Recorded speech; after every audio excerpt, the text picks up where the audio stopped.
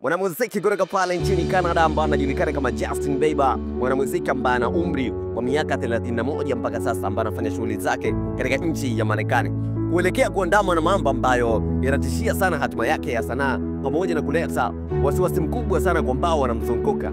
Watu wake wa karibu wameuambia mtandao wa People wiki hii kuwa msanii huyo Justin Bieber amekabiliwa na changamoto nyingi sana ambazo zinatokana na kufanya maamuzi mabaya yanayoathiri uhusiano wake wa kazi, fedha pamoja na biashara zake zote. Hayo hapa yanajiri wakati ukiwa na habari ambazo zinadai kwamba Justin Bieber ana deni la mamilioni ya dola, na hii hapa ni kutokana na kuahirisha show yake ya Justice mwaka 2022, show ambayo waandaaji wanataka kulipwa fidia.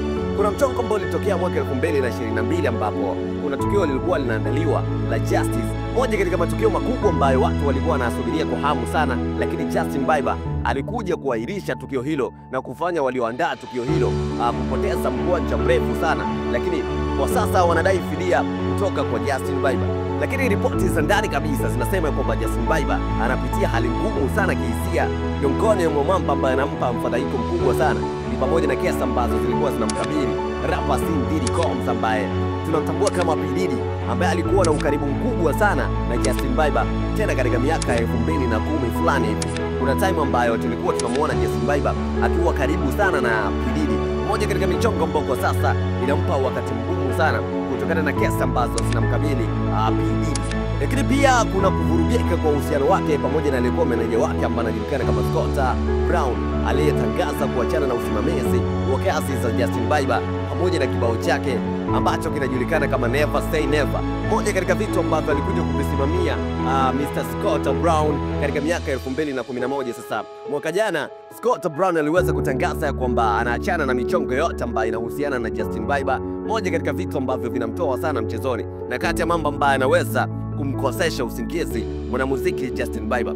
Lakini pia iliacha maswali makubwa sana na kuonyesha wazi kwamba Justin Bieber hayupo sawa, hasa na washirika wake wengi sana kibiashara. Ni hatua ya kutangaza hadharani kupitia Instagram ya kwamba ameacha kufanya kazi na chapa ya mitindo ya Drew House, moja katika chapa ambazo ni kubwa sana, ni maarufu sana, lakini ni miongoni mwa chapa ambazo alikuwa anafanya nazo kazi na anaingiza mkwanja mrefu sana. So ameweza kutangaza hadharani kabisa kupitia Instagram yake akisema kwamba ameacha kufanya kazi na chapa hiyo, moja katika michongo ambayo ilikuja kuwastua watu wengi sana.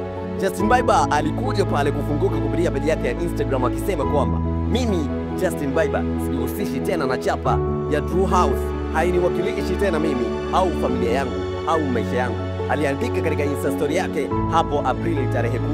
Lakini hata hivyo, mshindi huyo wa Grammy mara 2 yuko mbioni kuzindua chapa yake mpya ambayo inajulikana kama Sky LRK.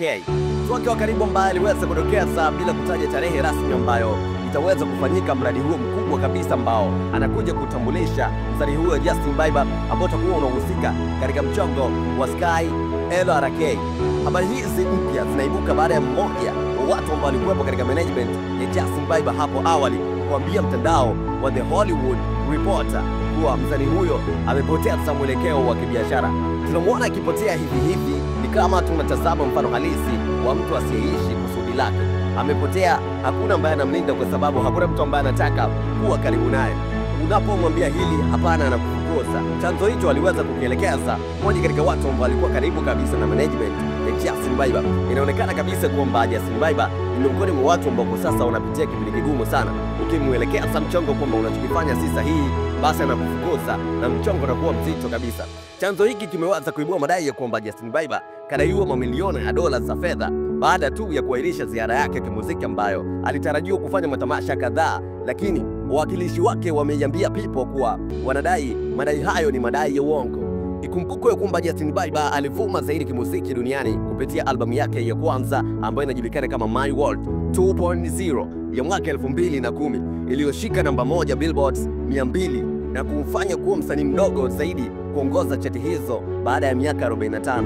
Albamu hiyo ndiyo ambayo iliweza kutoa wimbo wake maarufu ambao unajulikana kama Baby akimshirikisha Ludacris, lakini pia video yake ambayo ilikuwa na mastaa kama vile Drake, alikuwepo Lil Twist, alikuwepo Tina Share, lakini pia imetazamwa YouTube ikiwa na viewers bilioni 3.3, ikiwa ni video ya 39 iliyotazamwa zaidi duniani kwa muda wote. So moja katika ngoma ambazo zilikuja kutazamwa zaidi duniani iliweza kushikilia namba 39 baada ya kupata viewers milioni 3.3. Moja katika michongo ambayo ilikuwa ni migeni kabisa, moja katika michongo ambayo iliweza kushangaza watu, tena kwa umri wake mdogo kabisa. So historia ya Justin Bieber na situation yake kwa sasa imekuwa ni ngumu zaidi. Mimi nataka unipange hapo kwenye uwanja wa comment, labda ni kitu gani ambacho unaweza karichana kuhusu Justin Bieber kwa hali yake kwa sasa.